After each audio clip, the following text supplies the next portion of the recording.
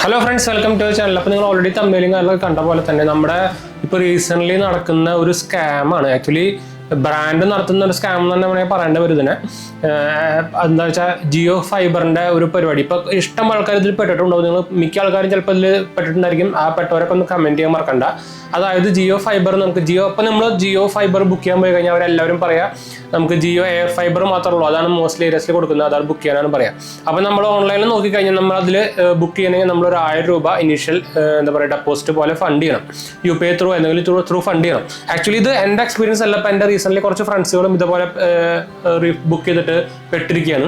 അപ്പോൾ അതുകൊണ്ടാണ് ഞാൻ ആക്ച്വലി നോക്കിയപ്പോൾ തന്നെ അതിലേക്ക് ഒരു ഇത് നോക്കിയെന്ന് വെച്ചാൽ 1000 രൂപ കൊടുത്ത് ഞമ്മമാർ വന്നില്ലെങ്കിലോ എന്ന് വിചാരിച്ചിട്ട് ഞാൻ ബുക്ക് ചെയ്യാൻ പോയില്ല. അതുപോലെ തന്നെ ഞാൻ എയർടെല്ലിൽ നോക്കിയിരുന്നു. അപ്പോൾ പിന്നെ ഞാൻ ഈ എയർ ഫൈബർ മാത്രം ഉള്ളതുകൊണ്ട് തന്നെ ഞാനത് പിന്നെ വിട്ടു. എന്ന് വെച്ചാൽ എയർ ഫൈബർ ഈ 5G നെറ്റ്വർക്ക് ത്രൂ ആണ് ഇത് വർക്ക് ചെയ്യുന്നത്. അതുകൊണ്ട് തന്നെ എനിക്ക് അത്രയ്ക്ക് സ്റ്റേബിളായിട്ട് തോന്നുന്നില്ല. എന്ന് വെച്ചാൽ നമ്മുടെ ഇപ്പോൾ ഫോണിൽ തന്നെ കിട്ടുന്ന 5G ഒന്നും ഭയങ്കര കൂറ 5G ആണ്. പേര് മാത്രമേ 5G എന്നുള്ളൂ. അത് ഇറങ്ങിയ സമയത്ത് മാത്രമേ സ്പീഡുള്ളൂ. അപ്പോൾ അതുകൊണ്ട് തന്നെ ഞാനത് വിട്ടു. നമുക്ക് വയേർഡുള്ള ഫൈബർ തന്നെ മതി വെച്ചാൽ നമ്മളത് ഞാൻ ഇപ്പോൾ BSNL തന്നെ ഉപയോഗിക്കുന്നത്. അപ്പോൾ അതുകൊണ്ട് തന്നെ ഇപ്പോൾ ഇത് എന്താ സംഭവം എന്ന് വെച്ച് കഴിഞ്ഞാൽ ഇപ്പോൾ റീസെൻ്റ്ലി നമ്മുടെ ജിയോ എയർ ഫൈബറിൽ ഇഷ്ടം പോലെ ആൾക്കാർ ഈ 1000 രൂപ കൊടുത്ത് ബുക്ക് ചെയ്തിട്ടുണ്ട്. അതിൽ ഒരു 99% ആൾക്കാർക്കും ആ എമൗണ്ട് തിരിച്ചും കിട്ടിയിട്ടില്ല, അവർക്ക് ഇൻസ്റ്റാളേഷനും നടത്തിയിട്ടില്ല. അതാണ് ഇതിൻ്റെ ഇടയിൽ നടക്കുന്ന ഒരു സ്കാം എന്നൊക്കെ വേണമെങ്കിൽ പറയാം. എന്താ വെച്ചാൽ കോടിക്കണക്കിന് ആൾക്കാരുടെ കയ്യിൽ നിന്നാണ് ഇപ്പോൾ 1000 രൂപ അവരിങ്ങനെ വാങ്ങിച്ചു തരാം. എനിക്ക് തോന്നുന്നത് അതുകൊണ്ടാണ് ഇപ്പോൾ എനിക്ക് അവർ തോന്നുന്നത് പകുതി നമ്മുടെ അവരുടെ കല്യാണം നടത്തിയല്ലോ അതിൽ ഇൻക്ലൂഡ് ചെയ്തേക്കുന്നത്. എന്താ വെച്ചാൽ ഒരാളുടെ 1000 രൂപ വാങ്ങിക്കുന്ന പോലെയല്ല, കോടിക്കണക്കിന് 1000 രൂപ വാങ്ങിച്ചു കഴിഞ്ഞാൽ എത്ര രൂപ അതിനവർക്ക് കണക്ഷൻ നോക്കി നോക്കാം. ആ എമൗണ്ട് വെച്ചിട്ടാണ് എന്താ വെച്ചാൽ അത് റീഫണ്ടബിൾ അല്ല. അവരുടെ ടേംസ് ആൻഡ് കണ്ടീഷൻസിൽ അത് എഴുതിയിട്ടുണ്ട്, ചെറുതായിട്ട് എഴുതിയിട്ടുണ്ട്. മിക്ക ആൾക്കാരും ഈ ടേംസ് ആൻഡ് കണ്ടീഷനൊക്കെ ചെറുതായിട്ടാണ് എഴുതി വയ്ക്കുക. അതിൽ എഴുതിയിട്ടുണ്ട് എന്താ വെച്ചാൽ ഇത് റീഫണ്ടബിൾ എമൗണ്ട് അല്ല. നിങ്ങൾ കണക്ഷൻ എടുക്കുമ്പോൾ വേണമെങ്കിൽ നമ്മുടെ പ്ലാൻ ചാർജിൽ വേണമെങ്കിൽ ഇത് മൈനസ് ചെയ്തിട്ട് തരാമെന്നാണ് പറഞ്ഞിരിക്കുന്നത്.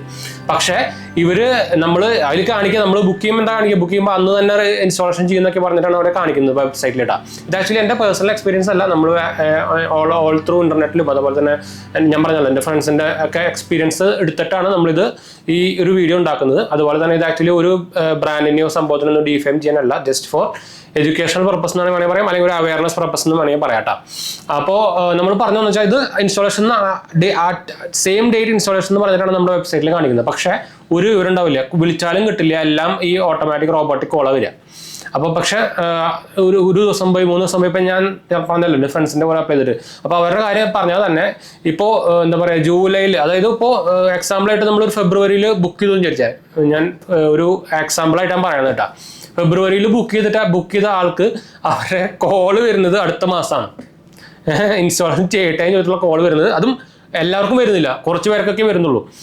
അത് മാത്രമല്ല, നമ്മളിത് ക്യാൻസലേഷൻ ചെയ്ത് കഴിഞ്ഞാൽ റീഫണ്ട് പോയി കഴിഞ്ഞാലും റീഫണ്ട് കിട്ടില്ല. നിങ്ങൾക്ക് ഓൾറെഡി ഞാൻ പറഞ്ഞല്ലോ ടേംസ് ആൻഡ് കണ്ടീഷനിലുണ്ട്, അവരുടെ ഇൻസ്റ്റാളേഷൻ ടീമിലുണ്ട്, അവരുടെ ടേംസ് ആൻഡ് കണ്ടീഷനിലുണ്ട് അത് റീഫണ്ടബിൾ എമൗണ്ട് അല്ല എന്ന് പറഞ്ഞിട്ട്.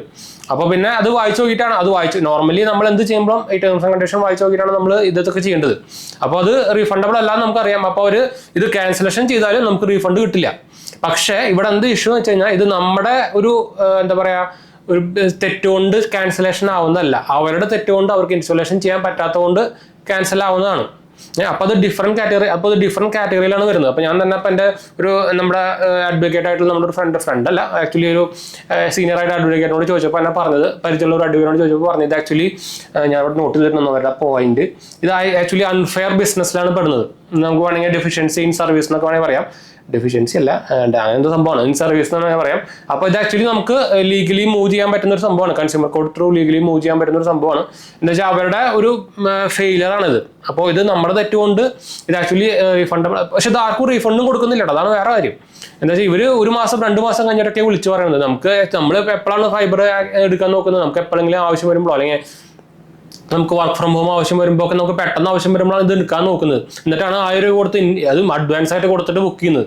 അതും ഇതിനിടയിൽ ശരിക്കും ഇത് സ്കാം തന്നെ വേണമെങ്കിൽ പറയേണ്ടി വരും. എന്താ വെച്ചാൽ ഇത്ര അധികം ആൾക്കാരെ നോൺ റീഫണ്ടബിൾ എമൗണ്ട് കിട്ടിയാൽ എത്ര രൂപയെന്ന് ആലോചിച്ച് നോക്കുക.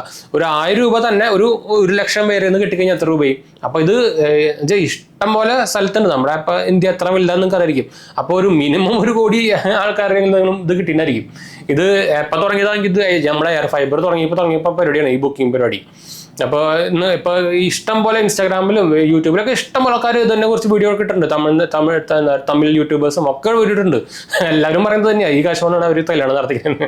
അപ്പോൾ ഇതാണ് സംഭവം. അപ്പോൾ ഇതുപോലെ നിങ്ങൾ ആരെങ്കിലും ഇതുപോലെ ഈ ജിയോയുടെ ഫൈബറിൽ കയറിപ്പെട്ടിട്ടുണ്ടെങ്കിൽ ഒന്ന് കമന്റ് ചെയ്യാൻ മറക്കണ്ട കേട്ടോ. അപ്പോൾ ആരെങ്കിലൊക്കെ ഇതുപോലെയൊക്കെ ആർക്കൊക്കെ റീഫണ്ട് പോയത് റീഫണ്ടബിൾ അല്ല എമൗണ്ട്. അപ്പോൾ അതുകൊണ്ട് തന്നെ ആരെയൊക്കെ 1000 രൂപ ചെയ്ത് ബുക്ക് ചെയ്തിട്ട് അവർക്ക് കണക്ഷൻ കിട്ടിയിട്ടില്ല അതൊന്ന് കമന്റ് ചെയ്യാൻ മറക്കണ്ട. അപ്പോൾ ഇതാണ് സംഭവം. ജസ്റ്റ് നമ്മൾ ഈ ഒരു സംഭവം അവയർനെസ് ചെയ്യാൻ വേണ്ടി മാത്രം എടുത്തൊരു വീഡിയോ ആണ് ഇത്. ആക്ച്വലി ഒരു ഡിഫാമേഷൻ സംഭവം ഒന്നല്ല കേട്ടോ. അപ്പോൾ എന്തായാലും നമുക്ക് വൈൻഡപ്പ് ചെയ്യാം. നമ്മുടെ 2 ചാനൽസ് കാണാത്തവർ പോയി കണ്ടുനോക്കുക, സബ്സ്ക്രൈബ് ചെയ്യുക, സപ്പോർട്ട് ചെയ്യുക. നമ്മുടെ പുതിയ ചാനൽ ജയിച്ചു പോലെ കാണാത്തവർ പോയി കണ്ടുനോക്കുക, സബ്സ്ക്രൈബ് ചെയ്യുക, സപ്പോർട്ട് ചെയ്യാം. എന്തെങ്കിലും സംശയം അല്ലെങ്കിൽ എന്നെ കമന്റ് ചെയ്താൽ മതി. നമ്മളെല്ലാ കമന്റ് കൊടുക്കുന്നതാണ്. അതുപോലെ തന്നെ നമ്മുടെ ഇൻസ്റ്റാഗ്രാം പേജിൽ നമ്മൾ അവൈലബിൾ ആണ്. നിങ്ങൾക്ക് അതിലും വേണമെങ്കിൽ കോൺടാക്ട് ചെയ്യാം. നമ്മൾ ജസ്റ്റ് പേജ് ഫോളോ ചെയ്താൽ മതിട്ടാ. അതുപോലെ തന്നെ ടെലിഗ്രാം പേജിൽ നമ്മൾ അവൈലബിൾ ആണ്. പേജ് ഫോളോ ചെയ്യാൻ മറക്കണ്ട. ടെലിഗ്രാം ചാനൽ ഇനി ഇപ്പോൾ എത്ര കാലം ഉണ്ടാവുമെന്ന് പറയാൻ പറ്റില്ല. എന്ന് വെച്ചാൽ ചിലപ്പോൾ ബാൻ ആവാനുള്ള ചാൻസ് കൂടുതലാണ്. അതുകൊണ്ട് നമ്മൾ പറഞ്ഞു മാത്രമേ ഉള്ളൂ. അപ്പോൾ എന്തായാലും നമുക്ക് വൈൻഡപ്പ് ചെയ്യാം. അടുത്ത കാണാം. ബൈ.